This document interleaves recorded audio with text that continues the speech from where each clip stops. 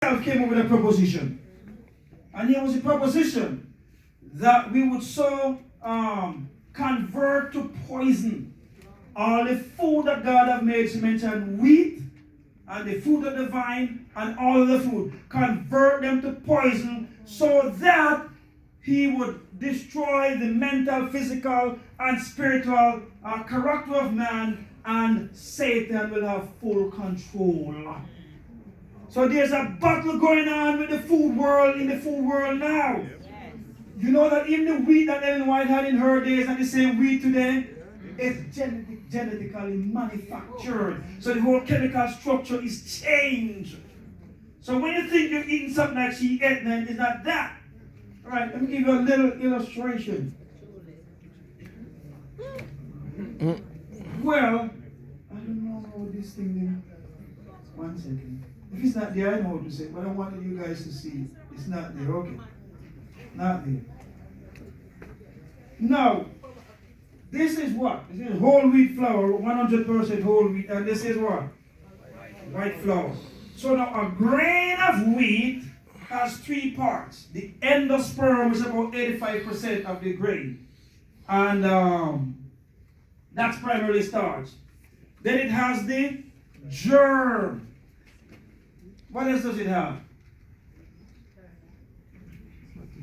The endosperm and the bran part of it, right?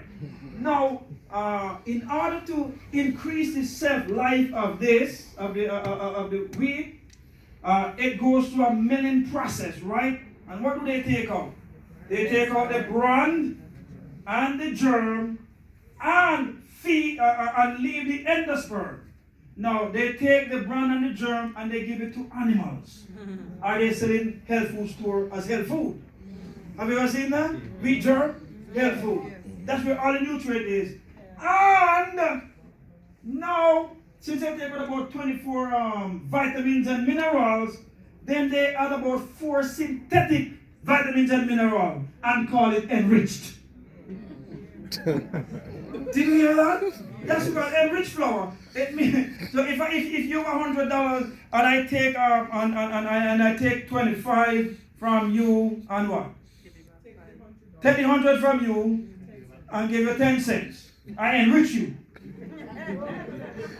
Well, this is enriched. And what happened to this enriched flour now? It is placed in all our baked products, right? Biscuits and breads and everything. But we know today that processed food is responsible for all of the diseases that we have today. Am I right? Yes. Processed food is responsible for the diabetes, the blood pressure, the obesity, and even some cancers too. But that's the enriched food that they give us to eat. But this one is 100% whole grain. So it has all the vitamins and the minerals as God made them in it.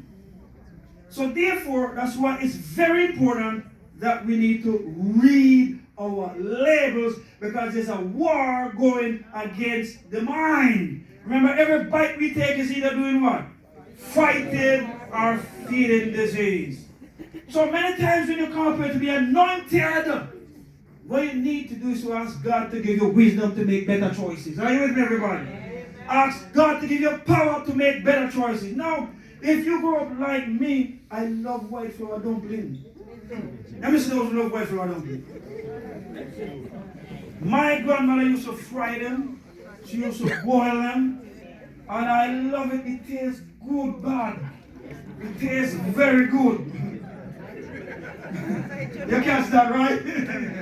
It tastes very good. More 90% of the food that I grew up eating, my grandmother cooked them. Even the little callaloo, cook it down. The little cabbage, it was cooked. Now almost nothing was left in it.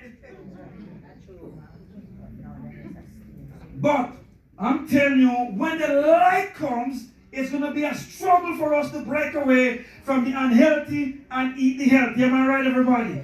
Anybody understand what I'm talking about? Okay. We're talking about the secrets of happy and healthy family. One of them, we must eat a plant-based food. Do you know where the coronavirus is coming from? Is it coming from plants or animals? Animals. Animals to that, right? Anyone tell us long time ago that when you eat fresh food, you increase your chance tenfold of what? Of contracting disease. Tenfold. And this book is an amazing book. She even tells us in this book that many times at the board meetings, the decisions that are made at the board meetings are made based on the food that the people eat when they come, before they come to the meeting. Because what? The food cloud their minds. You know that there's a relationship between the stomach and the mind? Yes. Right. You'd be present if you something you don't feel like eating. So they make the wrong decisions because their minds were clouded.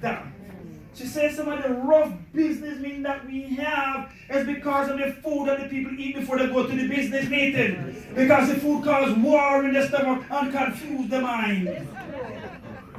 She said the same thing about conference sessions too. Some of the decisions that were made of conference sessions, if people were eating right before they go there, they would make better decisions. And remember, folks, the battle is for the mind, right? But it's fought to the mouth and to the stomach. God communicates through the brain, the Spirit communicates to the delicate brain nerves. Yeah. And if the brain nerves are confused or darkened, guess what? You may not hear the voice of God. And you make stupid